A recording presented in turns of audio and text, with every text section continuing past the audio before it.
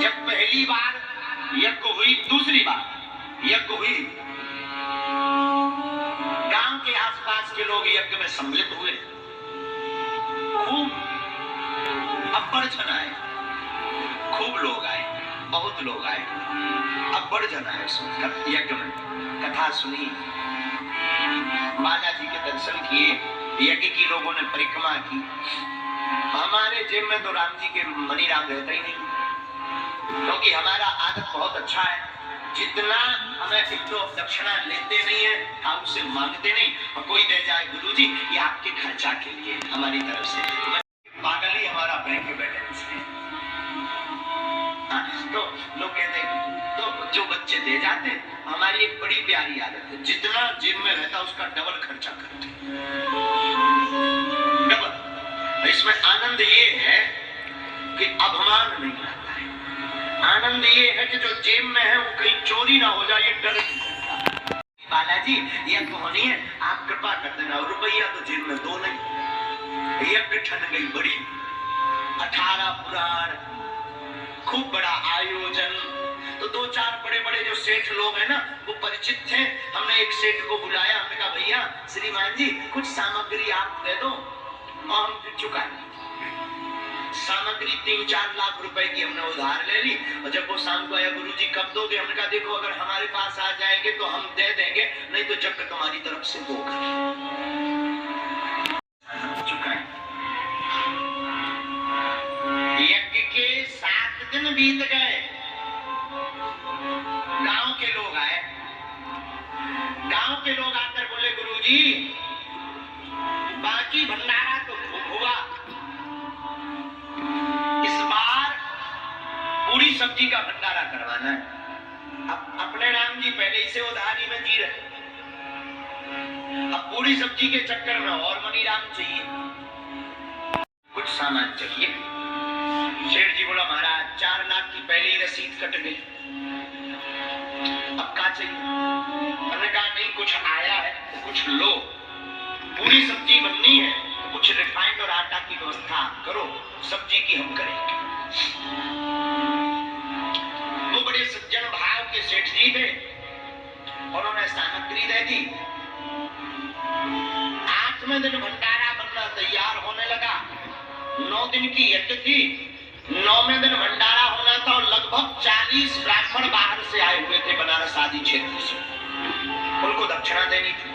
हमारे पास जो दक्षिणा थी वो हमने सेठ जी को दे दी। अब ब्राह्मणों की दक्षिणा, महाराज जी बिल्कुल सत्य घटना बताए, ब्राह्मणों की दक्षिणा 1 रुपया नहीं बचा जी।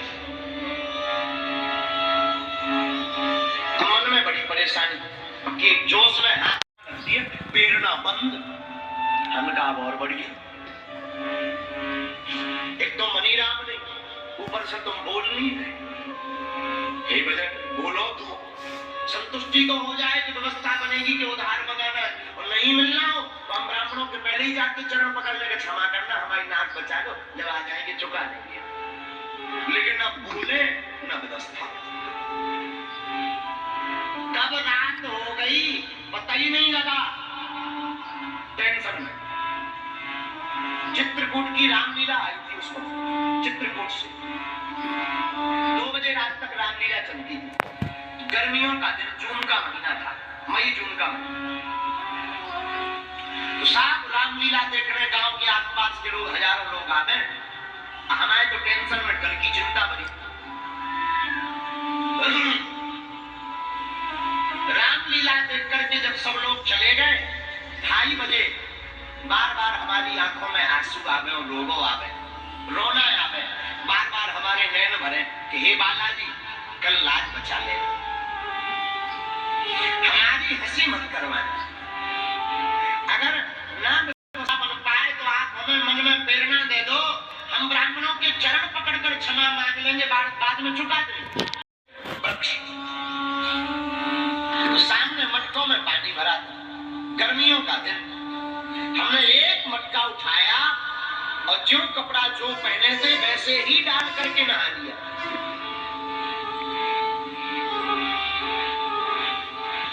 एक हैंडपंप था, हैंडपंप से हमने नया शुद्ध जल भरा और सोचा कि जाते हैं जल चढ़ाएंगे, शायद कुछ बोल जाए या उधार उठाने को कह दे तो हम उठा लें। था तो बचपना, हटीला स्वभाव है हमारा, जो हट ठान लेते सो ठान लेते हैं, हटीला स्वभाव है।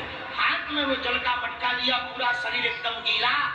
रात के 2:30 बजे होंगे, बार बार आंखों में आंसू आवे कि हमारी लाज न जाए, आपकी लाज बच जाए। सुबह नहीं तो लोग हंसी करेंगे कि बड़े यज्ञ वाले बने थे, बड़े हनुमान जी के साधक बने थे, बड़े चमत्कारी बने थे। लोगों ने करे आओ चमत्कार, दुनिया भर को भविष्य बता रहे, खुद को नहीं बता पाए। दुनिया भर के पर्चा बनाते हैं, खुद का पर्चा फेल हो गया। सीढ़ियां चढ़े, आप लोगों में से कोई बागेश्वर बालाजी का मंदिर गए हो तो सीढ़ियां 8-10 सीढ़ियां थी उस वक्त। हम 5-6 सीढ़ी ही चढ़े, 2 सीढ़ी रुक गई और उसी समय मंदिर से बड़ी जोर के साथ, गर्जना के साथ की आवाज आई। जोर से जो शंकर जी का बागेश्वर महादेव का मंदिर है, गर्जना गूंजती हुई आवाज आई, जा चिंता मत कर, प्रातः काल तेरी व्यवस्था हो जाएगी। डर लग गया, पहली बार इतनी तेज गर्जना, आज भी हमारे कान में वो आवाज, वो हुंकार की आज भी भरी। तो वो एकदम शरीर कांप गया, एकदम शरीर हम कपने लगे, आंखों से झरझर आंसू बहने लगे, एकदम शरीर को हम लौटने लगे। और हमने कहा कौन? हमारे गुरुजी सन्यासी बाबा बोल रहे हैं क्या?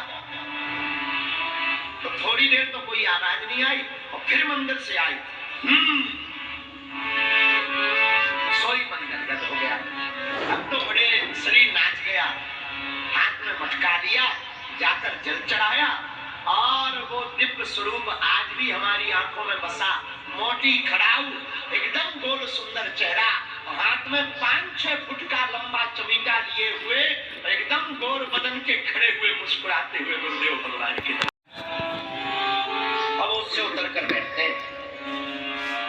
लोग बैठे तो सबसे हम बात कर रहे थे, भंडारा तैयार हुआ कि नहीं। वो सज्जन आए, हमने पूछा कहाँ से आए, तो उन्होंने कहा उत्तर प्रदेश में झांसी से आए। हमने कहा वाह, हमने कहा भंडारा पा लीजिए। बोले गुरुजी कुछ यज्ञ के लिए सेवा करनी है।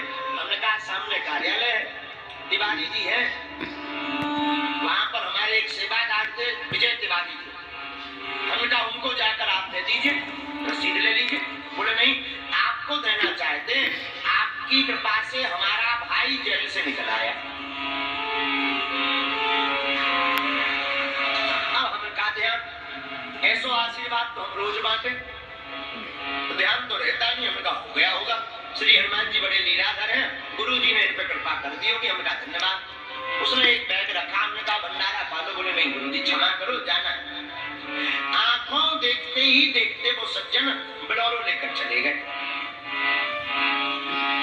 हम तो नॉर्मल की भांति, हमें ये भरोसा था कि कोई आदमी आएगा वो कहेगा कि गुरुजी आप दक्षिणा बताओ, कोई सेवा तो नहीं करनी है। हम तो इस भरोसे में थे, गुरुजी ने कहा है सन्यासी बाबा ने, तो आएगा ये तय है। हमें क्या पता कि उल्टा होना है।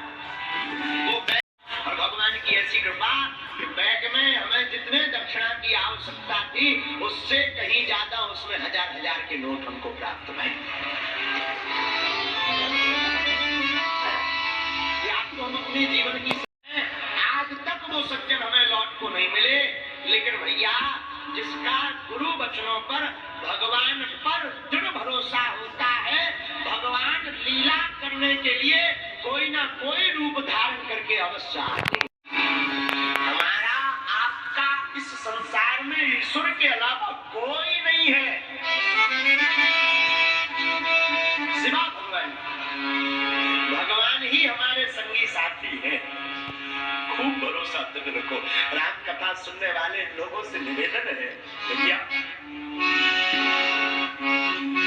आपके हमारे जीवन सार राम कथा इसलिए नहीं सुना रहे कि 3 घंटा बर्बाद हो।